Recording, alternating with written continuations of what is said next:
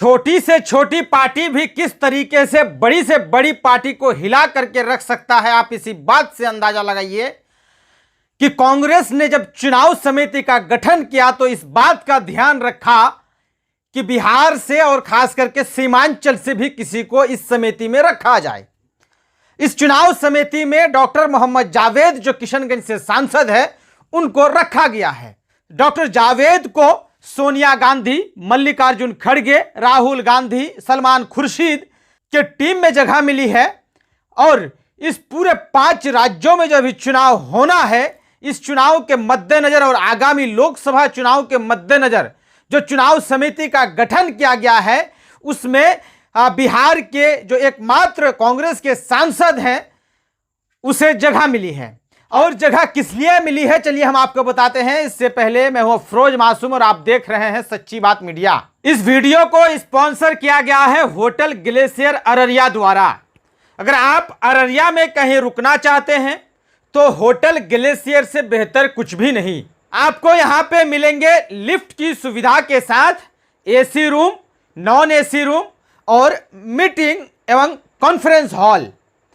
आप इस mobile number से संपर्क करके इस होटल में आप पहुंच सकते हैं। चूंकि डॉक्टर जावेद किशनगंज से सांसद हैं, जब पूरा बिहार से महागठबंधन, जब कांग्रेस और राष्ट्रीय जनता दल मिलकर के चुनाव लड़ी 2019 में और एक भी सीट कहीं से महागठबंधन ने नहीं निकाल पाया लोकसभा का, तब डॉक्टर जावेद साहब ने महागठबंधन की इज्जत बचाई। किशनगंज से वे लोकसभा चुनाव जीत गए, जबकि AIMIM बड़े ही मुस्तैदी के साथ यहां पर चुनाव लड़ रहे थे। बड़ा चर्चा था, लेकिन चुनाव AIMIM चुनाव यहां से हार गई। अब डॉक्टर जावेद साहब चुनाव जीत गए, जिसके बाद AIMIM को हल्के में लिया गया और 2020 में AIMIM ने सीमांचल में वो कर दिखाया जो किसी पार्टी ने सोचा भी ना था। 5 विधायक यहां से जीत गए।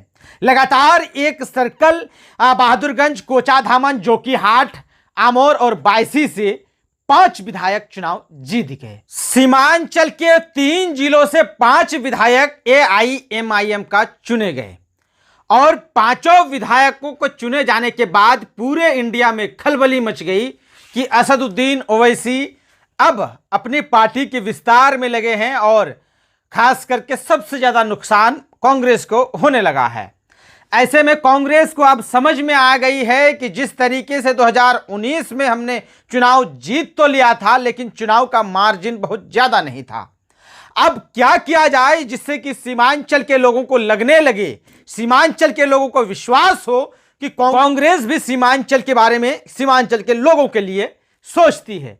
अन्यथा सीमांचल से ही ऐसे व्यक्ति को चुन लिया जाए जो मल्लिकार्जुन खड़गे, सोनिया गांधी, राहुल गांधी, KC वेणुगोपाल के सामने में आंख से आंख मिलाकर बात करेंगे और उम्मीदवार का चयन करेंगे। इसलिए भी कांग्रेस ने सीमांचल से डॉक्टर जावेद को चुना है कि जिस तरीके से असदुद्दीन ओवैसी सीमांचल में अपनी पैठ बनाने लगे, जिस तरीके से पिछली बार वे चुनाव जीतते जीतते बहुत कम मार्जिन से यहां लोकसभा चुनाव हार गए, लेकिन 2020 में इन्होंने कमाल कर दिया था, उसी को नजर में रखते हुए कांग्रेस ने यह फैसला लिया है। और कांग्रेस यह संदेश देने का कोशिश कर रहा है पूरे बिहार वासियों को, पूरे सीमांचल वासियों को कि कांग्रेस भी चाहती है कि सीमांचल से लोग नेतृत्व करें, सीमांचल से लोग कांग्रेस के जो मुख्य कमेटी है उसमें शामिल हो। इससे पहले भी सीमांचल के ही तौकीर आलम को समय में उत्तर प्रदेश चुनाव के समय में प्रभारी बनाया गया था। प्रियंका गांधी के साथ वे काम कर रहे थे। लेकिन डॉक्टर जावेद को जो इन 5 राज्यों के चुनाव से पहले और लोकसभा चुनाव से पहले चुनाव समिति में जगह मिलना, ये सीमांचल वासियों के लिए गर्व की बात हो सकती है।